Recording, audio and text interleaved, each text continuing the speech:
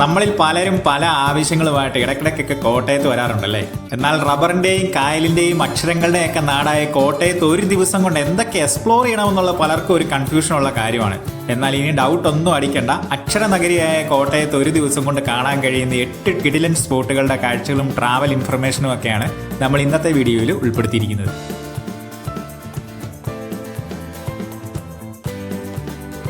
കോട്ടയത്ത് എത്തിക്കഴിഞ്ഞാൽ ആദ്യം എക്സ്പ്ലോർ ചെയ്യേണ്ടത് കോട്ടയത്തിന്റെ ഹൃദയമായ തിരുനക്കര ടെമ്പിളിന്റെ ഡിവോഷണൽ ആംബിയൻസും വൈബും ഒക്കെയാണ്. കോട്ടയത്ത് പഴയ ബസ് സ്റ്റാൻഡിന്റെ അടുത്ത് തന്നെയാണ് തിരുനക്കര ടെമ്പിൾ. നല്ലൊരു പാർക്കിംഗ് ഗ്രൗണ്ട് ക്ഷേത്രത്തിന്റെ മുമ്പിൽ തന്നെയുണ്ട്. 500 വർഷം മുമ്പ് തെക്കുംകൂർ മഹാരാജാവ് നിർമ്മിച്ച ഈ ശിവക്ഷേത്രം കോട്ടയത്തിന്റെ ചരിത്രവുമായിട്ട് വളരെയധികം ബന്ധപ്പെട്ട് കിടക്കുന്ന ഒരു മസ്റ്റ് വിസിറ്റ് പ്ലേസ് തന്നെയാണ്. ഇവിടുത്തെ വർണ്ണാഭമായ ചുമർചിത്രങ്ങൾ ഈ ക്ഷേത്രത്തിന് ഒരു ക്ലാസിക് ലുക്കൊക്കെ നൽകുന്നുണ്ട്.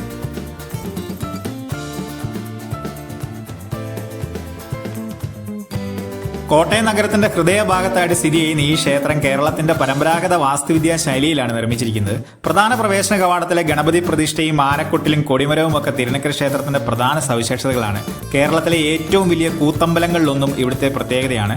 കോട്ടയത്തിന്റെ സമൃദ്ധിക്ക് കാരണമായി കണക്കാക്കപ്പെടുന്ന പ്രധാന പ്രതിഷ്ഠയായ ശിവൻ ഏറ്റവും ശാന്തമായ രൂപത്തിൽ ഇവിടെ വസിക്കുന്നു എന്ന് വിശ്വസിക്കുന്നു. ക്ഷേത്രത്തിന് ചുറ്റുമുള്ള ശാന്തതയും ഡിവോഷണൽ ആംബിയൻസും ഒക്കെ ഇവിടെ വന്ന് കണ്ടറിയേണ്ടത് തന്നെയാണ്.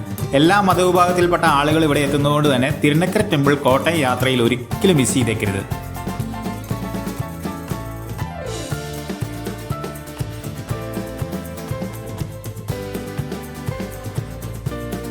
കോട്ടയത്തെ നമ്മുടെ രണ്ടാമത്തെ സ്പോട്ട് തിരുനക്കര ടെമ്പിളിന്റെ അവിടെ നിന്നും 500 മീറ്റർ മാത്രം അകലെയുള്ള കോട്ടയം മാർക്കറ്റാണ്. കോട്ടയം ടൗണിലെ ഏറ്റവും പ്രധാനപ്പെട്ട ഒരു ഏരിയ തന്നെയാണ് കോട്ടയം മാർക്കറ്റ്. അതിപ്പോൾ എന്തിനാണ് മാർക്കറ്റൊക്കെ കാണുന്നൊരു തോന്നൽ നിങ്ങൾക്കുണ്ടാവാം. എന്നാൽ ഈ മാർക്കറ്റിൽ കൂടെയുള്ള നടപ്പും കാഴ്ചകളും ഒക്കെ ഒരു വേറെ ലെവൽ എക്സ്പീരിയൻസ് തന്നെയാണ്. കോട്ടയത്ത് ഏറ്റവും കൂടുതൽ ആളുകൾ എത്തുന്ന ഈ മാർക്കറ്റിൽ അത്യാവശ്യം എല്ലാ സാധനങ്ങളും കിട്ടും. പഴങ്ങളും പച്ചക്കറികളും തുണികളും ചെരുപ്പുകളും ബാഗുകളും എന്ന് വേണ്ട എല്ലാ ഐറ്റംസും ഒരു കുടക്കീഴിലുള്ളത് കൊണ്ട് തന്നെയാണ് ഈ മാർക്കറ്റ് കോട്ടയത്തെ ഏറ്റവും ലൈവ് പ്ലേസ് ആയി മാറുന്നത്. സാധനം വാങ്ങാൻ അല്ലെങ്കിൽ കൂടിയും ഈ മാർക്കറ്റിൽ കൂടി വെറുതെ നടക്കുന്നതും ഈ കാഴ്ചകളൊക്കെ കാണുന്ന ഒരു കിടിലൻ ഓപ്ഷൻ തന്നെയാണ്. കോഴിക്കോട്ടെ മിഠായി തെരുവ് പോലെ കോട്ടയത്തിന്റെ മാർക്കറ്റും കോട്ടയം യാത്രയിൽ തിരഞ്ഞെടുക്കാവുന്നതാണ്. മാർക്കറ്റിന്റെ വൈബും ബഹളവും ഒക്കെ അടുത്തറിഞ്ഞ ശേഷം കോട്ടയത്ത് നിന്നും കുമരകം റൂട്ടിലാണ് നമുക്ക് പോകേണ്ടത്. നമ്മുടെ അടുത്ത സ്പോട്ടുകൾ ആ റൂട്ടിലാണുള്ളത്. കോട്ടയത്തെ നമ്മുടെ മൂന്നാമത്തെ സ്പോട്ട് കോട്ടയം ചെറിയപള്ളിയാണ്. കോട്ടയത്ത് നിന്നും കുമരകം റൂട്ടിൽ 2 കിലോമീറ്റർ പോയി കഴിയുമ്പോൾ അർത്തൂറ്റിക്കവല എന്ന സ്ഥലത്താണ് ചെറിയ പള്ളിയുള്ളത്. ചെറിയ പള്ളി എന്നൊക്കെ കേൾക്കുമ്പോൾ സംഭവം ചെറുതാണെന്നൊന്നും ഓർത്തേക്കരുത്. 1579 പോർച്ചുഗീസുകാർ നിർമ്മിച്ച കേരളത്തിലെ ഏറ്റവും പഴക്കം ചെന്ന പള്ളികളിൽ ഒന്നാണിത്. വിശുദ്ധ മറിയത്തിന്റെ തിരുശേഷിപ്പുകൾ ഈ പള്ളിയിൽ സൂക്ഷിച്ചിട്ടുണ്ട്.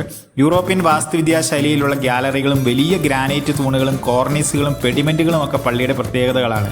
ഇലച്ചായങ്ങളും പഴച്ചാറുകളും ഒക്കെ ഉപയോഗിച്ച് വരച്ച മദ്ബഹയിലെ ചിത്രങ്ങളൊക്കെ കണ്ടിരിക്കേണ്ടത് തന്നെയാണ്. പഴയ ഹാങ്ങിങ് ലൈറ്റുകളൊക്കെ ചെറിയ പള്ളിക്ക് ഒരു എലഗന്റ് ലുക്കൊക്കെ നൽകുന്നുണ്ട്. പഴയ ക്ലോക്കുകളും തടി കൊണ്ടുള്ള മേൽക്കൂരയും ഒക്കെ നമ്മളെ പുരാതന കാലത്തിന്റെ വാസ്തുവിദ്യാ വിസ്മയങ്ങളിലേക്ക് കൂട്ടിക്കൊണ്ടു പോകുമെന്നുള്ള കാര്യം ഉറപ്പാണ്. അതുകൊണ്ട് തന്നെ ചെറിയ പള്ളിയും കോട്ടയം യാത്രയിൽ ഒരിക്കലും വിട്ടുപോയേക്കരുത്. ചെറിയ പള്ളിയുടെ അവിടെ നിന്ന് 1 കിലോമീറ്റർ മാത്രം അകലെയുള്ള താഴത്തങ്ങാടി ജുമാ മസ്ജിദാണ് നമ്മുടെ അടുത്ത സ്പോട്ട്.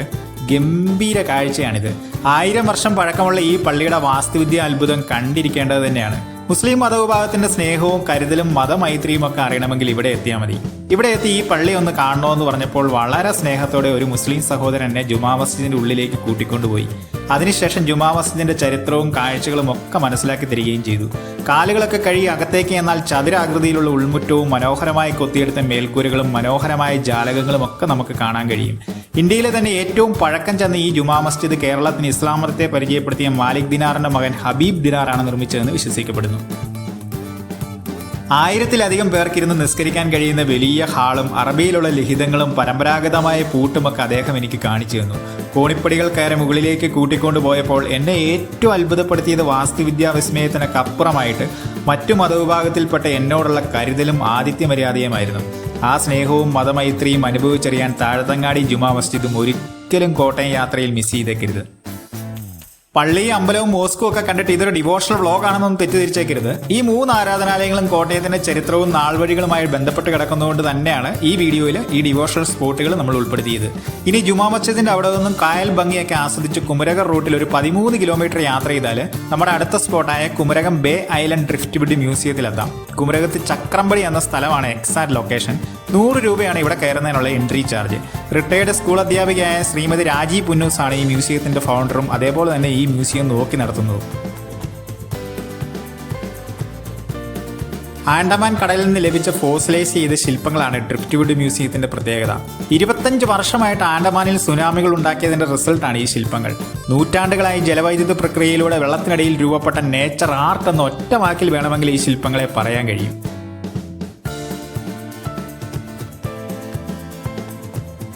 ആൻഡമാൻ നിക്കോബാർ ദ്വീപിലെ പ്രൊഫഷണൽ ജീവിതത്തിനൊക്കെ ഇടയ്ക്ക് നമ്മുടെ ഈ അധ്യാപികയ്ക്ക് കടൽ തീരത്ത് നിന്ന് കുറേ ഫോസിലുകളൊക്കെ കിട്ടി.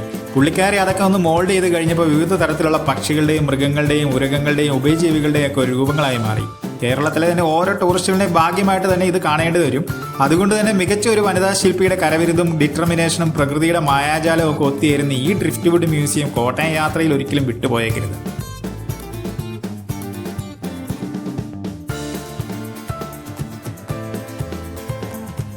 ഡ്രിഫ്റ്റ്വുഡ് മ്യൂസിയത്തിന്റെ അവിടെ നിന്ന് 1 കിലോമീറ്റർ അകലെ കവണാറ്റിൻകരയുള്ള കുമരകം ബേർഡ് സാഞ്ചുറിയാണ് നമ്മുടെ അടുത്ത സ്പോട്ട്. ഈ മുളയൊക്കെ വെച്ച് മറച്ചിരിക്കുന്ന ഓഫീസിൽ നിന്നാണ് ടിക്കറ്റ് എടുക്കേണ്ടത്. 100 രൂപയാണ് എൻട്രി ഫീ. രാവിലെ 6:30 മുതൽ വൈകിട്ട് 5 മണി വരെയാണ് ഇവിടുത്തെ എൻട്രി ടൈം. ഏകദേശം 2 കിലോമീറ്റർ ഉണ്ട് ഈ ബേർഡ് സാഞ്ചുറി. ബേർഡ് സാഞ്ചുറിയുടെ ഉള്ളിൽ പക്ഷികളുടെ ഫോട്ടോസൊക്കെ ഇഷ്ടം പോലെ വെച്ചിട്ടുണ്ടെങ്കിലും പക്ഷികളെയൊക്കെ കാണുന്നത് നിങ്ങളുടെ ഭാഗ്യം പോലെ ഇരിക്കും. ഇനി പക്ഷികളെയൊന്നും കണ്ടില്ലെങ്കിൽ കൂടിയും പ്രിയപ്പെട്ടവരുമായിട്ട് ഈ സാഞ്ചുറിയുടെ വഴിയിൽ കൂടിയൊക്കെ നടക്കുന്ന ഒരു നൊസ്റ്റാൾജിക് ഫീൽ നൽകുമെന്നുള്ള കാര്യം ഉറപ്പാണ്. പക്ഷികളൊക്കെ കുറവാണെങ്കിലും ലവേഴ്സിനൊന്നും ഈ ഏരിയയിൽ ഒരു കുറവുമില്ല. സ്വസ്ഥമായിട്ടിരുന്ന് പ്രണയിക്കാൻ ഇതിലും വലിയ ആംബിയൻസ് സ്വപ്നങ്ങളിൽ മാത്രമെന്ന് പറയേണ്ടി വരും. പക്ഷികളുടെ കരച്ചിലും തണുത്ത അറ്റ്മോസ്ഫിയറും മരങ്ങളും കിടിലൻ വൈബും ഒക്കെ ഇവിടുത്തെ പ്രത്യേകതകളാണ്. കുമരകത്ത് ഇനിയും കുറേ സ്പോട്ടുകൾ കൂടിയുണ്ട്. കുമരകത്തിന്റെ ഒരു ഡീറ്റെയിൽഡ് വീഡിയോ നമ്മൾ ഇതിനു മുമ്പ് അപ്ലോഡ് ചെയ്തിട്ടുണ്ട്. കുമരകം യാത്ര പ്ലാൻ ചെയ്യുന്നുണ്ടെങ്കിൽ ആ വീഡിയോ നിങ്ങൾക്ക് ചാനലിൽ കയറി കാണാവുന്നതാണ്. കുമരകത്ത് നിന്ന് തിരിച്ചിനി നമുക്ക് കോട്ടയം ടൗണിലേക്കാണ് പോകേണ്ടത്. ലാസ ഐഡ്രൈവ് ആണ് കോട്ടയത്തെ നമ്മുടെ അടുത്ത സ്പോട്ട്. കോട്ടയത്ത് നിന്ന് 2 കിലോമീറ്റർ അകലെ കോടിമാതയിലാണ് ലാസ ഐഡ്രൈവ് ഉള്ളത്. ഇത് കുട്ടികൾക്ക് വേണ്ടിയുള്ള ഒരു ചെറിയ പാർക്കാണ്. 150 രൂപയാണ് ഇവിടെ കയറുന്നതിനുള്ള ചാർജ്. 50 രൂപയുടെ ഒരു ഐസ്ക്രീം കോംപ്ലിമെന്ററി ആയിട്ട് ടിക്കറ്റിനൂടെ കിട്ടുന്നതാണ്. രാവിലെ 11 മണി മുതൽ രാത്രി 8 മണി വരെ നമുക്കിവിടെ പ്രവേശിക്കാൻ കഴിയും. പച്ചപ്പ് നിറഞ്ഞ ഇന്റീരിയറും സെൽഫി പോയിന്റുകളും ഒക്കെ കുട്ടികളെ ആകർഷിക്കുമെന്നുള്ള കാര്യം ഉറപ്പാണ്. നിരവധി സ്ലൈഡറുകളും പ്ലേ ഏരിയയും റൈഡും ഒക്കെ കുട്ടികൾക്ക് ഈ പാർക്കിൽ എക്സ്പ്ലോർ ചെയ്യാൻ കഴിയും. എന്നാൽ മുതിർന്നവർക്ക് ഈ കുട്ടികളുടെ കളിയൊക്കെ കണ്ട് വെറുതെ പോസ്റ്റ് അടിച്ചിരിക്കാനേ പറ്റുകയുള്ളൂ. ട്രംബോളിനും ഊഞ്ഞാലും ഗോ കാർട്ടിങ്ങും ഒക്കെ ഇവിടെയുണ്ട്. എന്നാൽ ഗോ കാർട്ടിങ്ങിനൊക്കെ സെപ്പറേറ്റ് ചാർജ് കൊടുക്കേണ്ടതായിട്ട് വരും.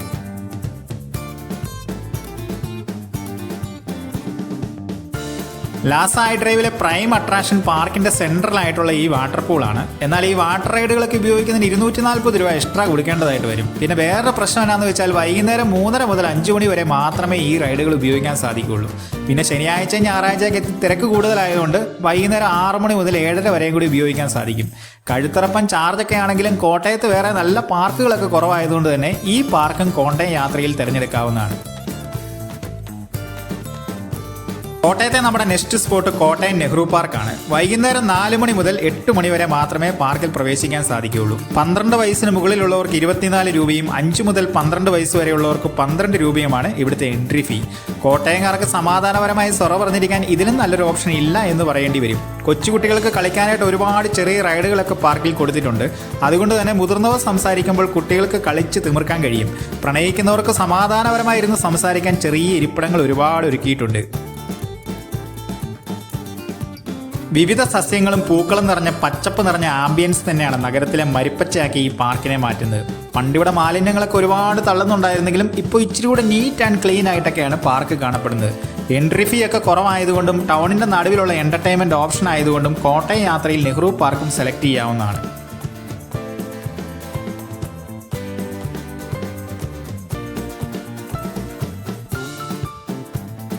ഇതൊക്കെയാണ് കോട്ടയം ടൗണിനോട് ചേർന്ന് ഒരു ദിവസം കൊണ്ട് എക്സ്പ്ലോർ ചെയ്യാൻ കഴിയുന്ന പ്രധാനപ്പെട്ട ടൂറിസ്റ്റ് സ്പോട്ടുകൾ. കോട്ടയത്ത് ഇല്ലിക്കക്കല്ല്, വിലുവിഴാപ്പുഞ്ചിറയും പോലുള്ള കിടിലൻ സ്പോട്ടുകളൊക്കെ ഇനിയുണ്ടെങ്കിലും അതെല്ലാം കോട്ടയം ടൗണിൽ നിന്ന് ഒരുപാട് അകലെ ആയതിനാൽ ഇതിൻ്റെ കൂടെ അതുകൂടെ കവർ ചെയ്യാൻ നോക്കിയാൽ പോസിബിൾ ആകുന്ന കാര്യമല്ല. ആ സ്ഥലങ്ങൾക്കെല്ലാം സെപ്പറേറ്റ് ഒരു ദിവസം മാറ്റി വെക്കുന്നതായിരിക്കും നല്ലത്. ഇല്ലിക്കക്കല്ലിൻ്റെയും ഇലവിഴാപ്പുഞ്ചിറയുടെയും മാർമലയുടെയും നാടുകാണിയുടെയും ഒക്കെ വീഡിയോകൾ നമ്മുടെ ചാനലിൽ ഇതിനു മുമ്പ് അപ്ലോഡ് ചെയ്തിട്ടുണ്ട്. താല്പര്യമുള്ളവർക്ക് ആ വീഡിയോകൾ നമ്മുടെ ചാനലിൽ കയറി കാണാവുന്നതാണ്. അപ്പോൾ എല്ലാവർക്കും കോട്ടയത്ത് ഒരു ദിവസം കൊണ്ട് എക്സ്പ്ലോർ ചെയ്യാൻ കഴിയുന്ന 8 ടൂറിസ്റ്റ് സ്പോട്ടുകളും ട്രാവൽ ഇൻഫർമേഷനും ഒക്കെ ഇഷ്ടപ്പെട്ടു എന്ന് വിശ്വസിക്കുന്നു. വീഡിയോ ഇഷ്ടപ്പെട്ടാൽ എല്ലാവരും ലൈക്ക് ചെയ്യുക, സബ്സ്ക്രൈബ് ചെയ്യുക, സപ്പോർട്ട് ചെയ്യുക. പുതിയൊരു വീഡിയോയുമായിട്ട് നമുക്ക് വീണ്ടും കാണാം.